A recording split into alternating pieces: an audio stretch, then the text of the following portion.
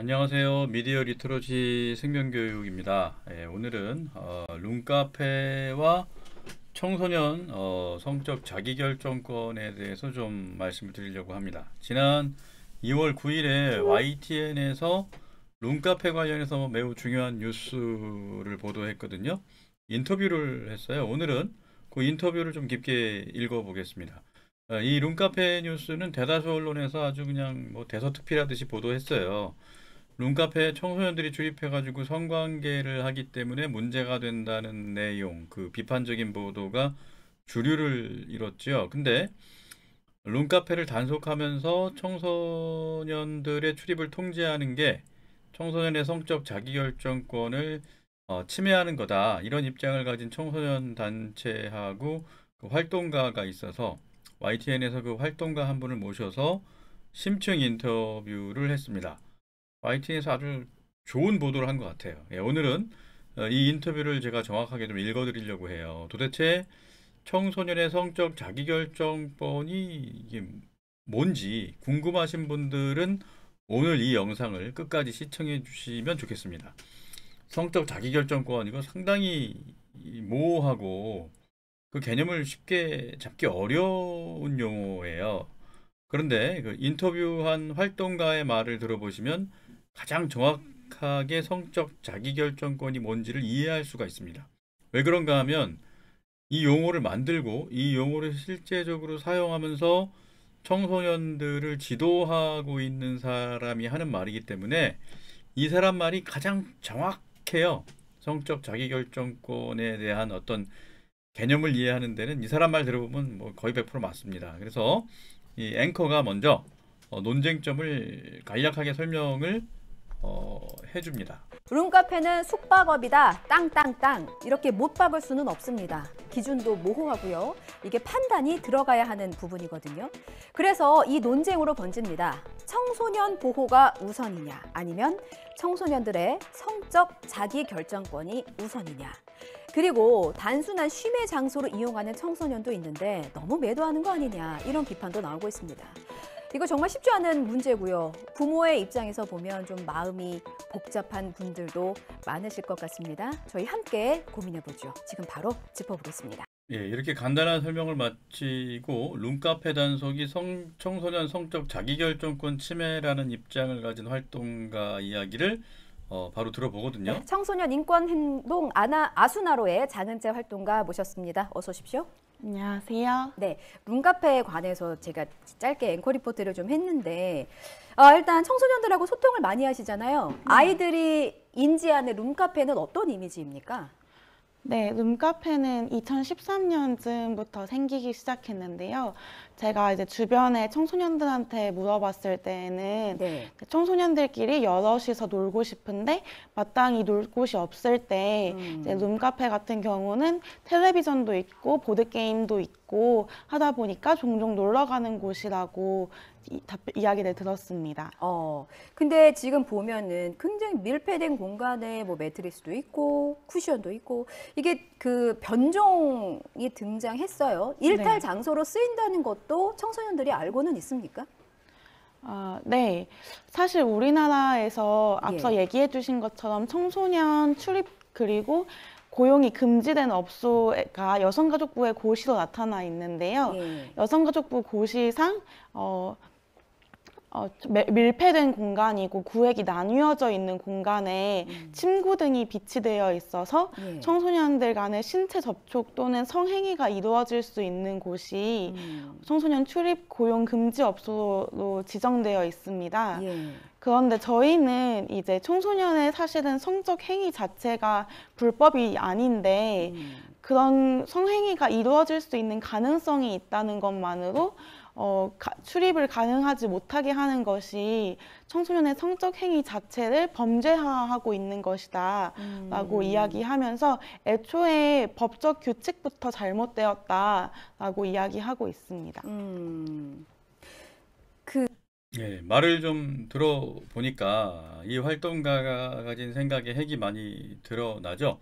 청소년의 성적 행위 자체가 불법이 아닌데 맞는 말이죠. 청소년들이 성관계하는 것은 불법은 아니에요. 한국의 법이 뭐 청소년들 성관계를 법으로 금지해 놓지는 않았거든요. 예. 성행위가 이루어질 가능성이 있다는 것만으로 출입을 가능하지 못하게 하는 것이 청소년의 성적 행위 자체를 범죄화하고 있는 것이다. 다른 말로 하면 뭘까요? 청소년들이 성관계하는 거를 금기시하는 사회 분위기와 태도가 잘못된 거다. 이런 입장을 이 활동가는 가지고 있는 거예요. 여기서 이제 뉴스를 잘 보시면 뉴스 앵커가 이때부터 좀 당황하기 시작하거든요. 그래서 이제 앵커가 활동가의 생각을 명확하게 다시 물어봅니다. 그 말씀하시니까 청소년들이 성관계를 갖는 것이 법적으로 불법은 아니지만 그래도 사회적으로 문제가 되고는 있습니다. 지금 룸카페가 이슈가 된 것도 콕 집어서 얘기를 하면 네. 룸카페에 근무하는 아르바이트생이라고 칭하는 작성자가 이제 온라인 커뮤니티에 글을 올린 건데 거기에 오는 대다수의 청소년들이 이제 결국에는 성관계를 하게 되고 이것에 대해서 걱정하는 어른분들이 굉장히 많다는 거예요. 근데 이게 좀 문제라고 보지는 않으시는 거예요?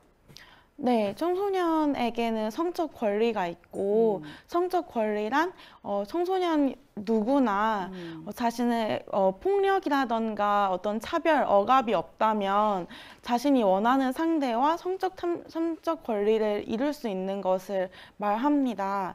그렇기 때문에 사실 저희가 주장하는 것이 모든 룸카페가 청소년의 성행위를 허용하라는 것이 아니라 예. 연애를 하는 청소년 또 성적 행동을 실천하고 싶은 청소년이 갈 수 있는 공간이 있어야 한다라고 주장하고 있습니다. 그러니까 예, 지금 이 활동가가 말하는 내용이 청소년의 이제 성적 자기 결정권이거든요. 청소년에게는 성적 권리가 있고 성적 권리란 청소년 누구나 폭력이라든가 차별 억압이 없다면 자신이 원하는 상대와 성적 권리를 이룰 수 있는 걸 말한다. 그냥 가장 쉽게 설명드리면 이 주장의 핵은 청소년의 성관계 권리라고 보시면 돼요. 그리고 이것을 보장받아야 된다. 이런 입장으로 이해하시면 돼요. 청소년이 스스로 생각해서 성관계를 하겠다고 결정을 하면 물론 뭐 여기서 폭력이나 차별, 억압 이런 게 없어야 된다는 전제 조건이 있긴 했습니다. 그렇게 결정을 하면 청소년이 성관계를 할 수 있어야 하고 그것을 누구도 부모도 학교도 사회도 정부도 법도 침해해서는 안 된다. 이게 이제 청소년 인권이라는 입장이거든요.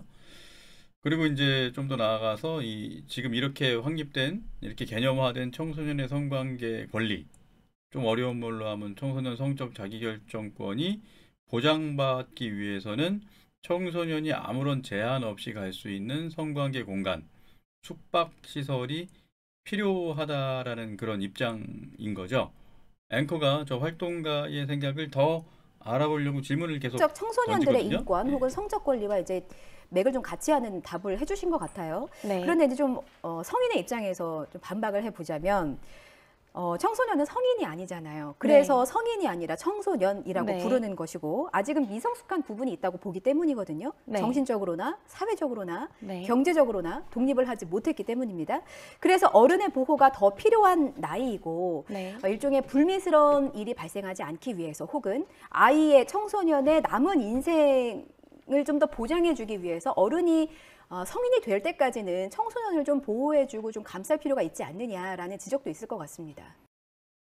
예, 앵커가 지극히 상식적이고 보편적인 교육의 원리를 좀 말하는 거죠.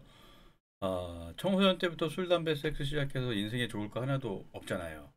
이게 전부 다 중독성 물질이고 행동이기 때문에 청소년 때 요거를 시작하면 평생 술, 담배, 약물, 섹스에 중독돼서 살 가능성이 높아요. 사실 그러니까 이 중독산업 종사자들은 어린이 청소년들을 타겟으로 노리거든요.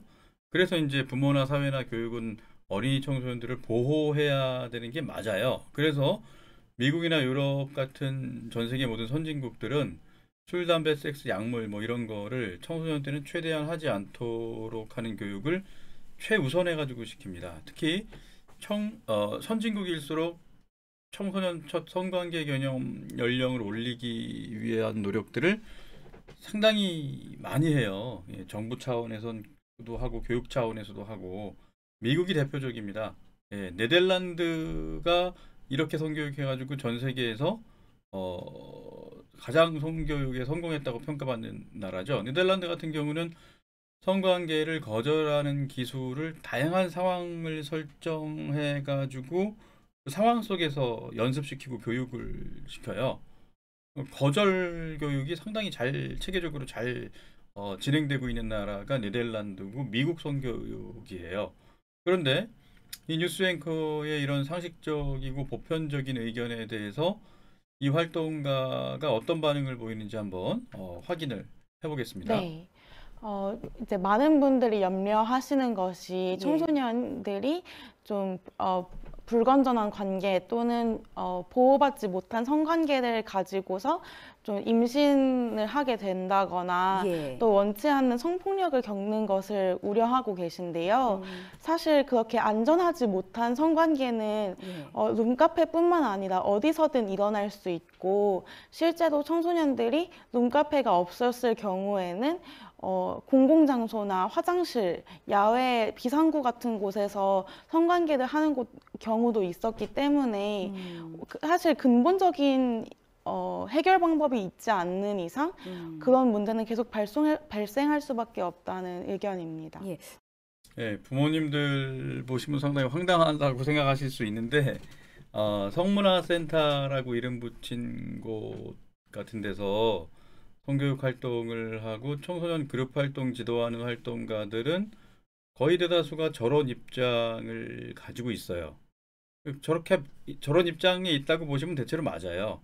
그러니까 청소년들이 중학생 때부터 성관계하는 거는 아무 문제가 안 된다라고 보는 입장인 거죠. 청소년들이 성관계하는 걸 문제시하는 사회가 문제라고 저들은 판단하고 있어요. 예, 그러면서 이제 직접 얘기 들어보세요. 예, 룸카페 같은 공간이라도 그게 없다면 청소년들이 어디 가서 한다는 거예요? 공공장소, 화장실, 야외, 아파트, 옥상, 비상구 이런 데서 성관계가 이루어지기 때문에 청소년들의 안전한 성관계를 위해서는 룸카페 같은 공간이나 룸카페보다 더 좋은 공간이 필요하다라는 주장을 하고 있는 거죠.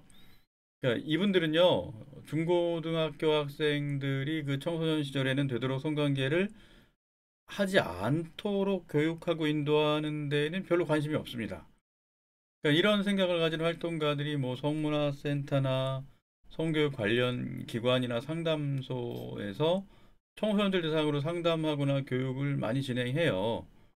그 부모님들은 뭐 어떤 성문화센터나 상담기관에 아이들 보내면 좋은 교육 시켜주겠지 하고 뭐 그냥 보내시겠지만 부모님들이 그 기관의 교육 내용이나 활동 방식이나 그 기관의 정신 같은 것들을 제대로 확인하지 않으시면 소중한 자녀들이 지금 저런 활동가가 가진 생각에 그대로 노출돼서 저 생각에 동의할 가능성이 높아지죠. 저분들은 그 중고등학교 청소년들보다 5살에서 한 10살 정도 많은 언니고 누나거든요. 넓게 보면 같은 문화와 감수성을 공유하는 또래 집단이에요. 또래라고요, 또래. 몇 살 더 많은 언니 오빠죠. 부모나 학교 선생님들이 아이들에게 미치는 영향하고는 비교할 수 없을 정도로 강력한 영향을 아이들에게 행사할 수 있는 존재라는 거예요. 그룹 활동으로 엮였을 때 이런 거를 또래 압력이라고 하잖아요.